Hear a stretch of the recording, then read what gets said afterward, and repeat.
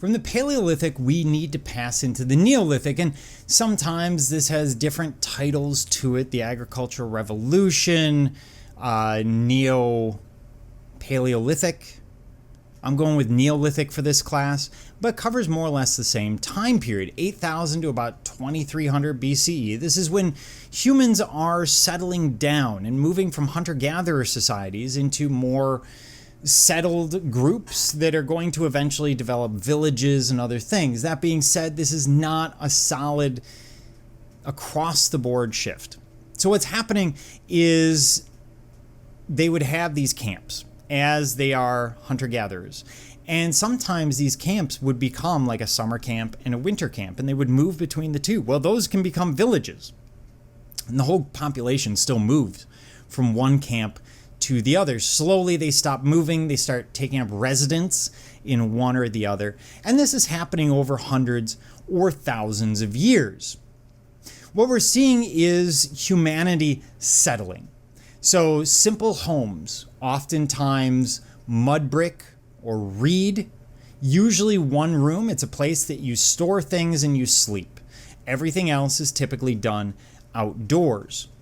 The settlement will be made up of about 150 people. Typically, those settlements will get larger through history.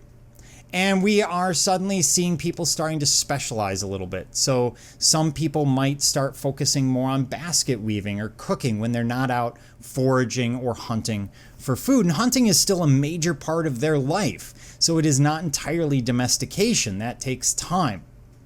We see a warmer climate, the end of the Ice Age, or the most recent Ice Age. So food is going to be produced, animals will be domesticated, and we still see relatively nomadic groups, but they are starting to settle into communities. In terms of domestication, they are going to domesticate plants as well as animals. Among the first things that we see, for example, in the Fertile Crescent, will be wheat, which they're taking from grass, and they're simply taking grasses that have better seed, this very specific kind of seed, and they're trying to make plumper, what's called berries on the wheat so that it becomes more useful. But we also see barley, lentils, chickpeas, flax, and figs very commonly. Flax being used for fabrics. Linen fabrics are commonly made of flax. So it's a very, very useful plant. Lentils, peas, beans, legumes in general are very easy to domesticate. You're simply collecting them and planting them and working with them. Same with the chickpeas. In terms of animals, we are domesticating animals, going back to dogs, and moving through. So among the first, we see sheep, goats. Makes sense. They're very docile animals. Cows, by the time we get to that. We're seeing a lot of it happening in the Middle East and Central Asia. And that's because they have these large creatures. They have cats listed there. I'm not sure cats have ever been domesticated. There might be our four-legged overlords. So don't ever let one into your home. But this animal domestication means that I can now have a source of animals that I can take care of, and I don't have to worry quite so much about hunting. We see the humans go from hunter-gatherers to herders and farmers. And this is because they are developing the technology to do it. They're learning more about the natural world around them. There isn't one specific date. This isn't something that moves as a wave across the world. It's happening over a couple of thousand years.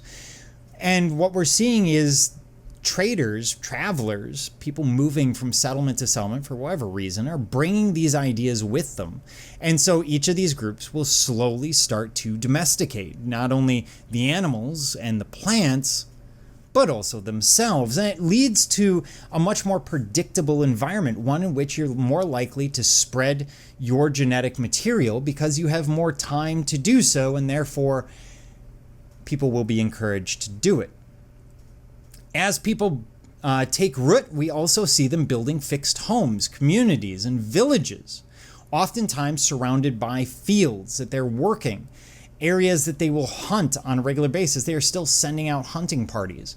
And the houses are simply built with whatever materials they have at hand, whatever's readily available.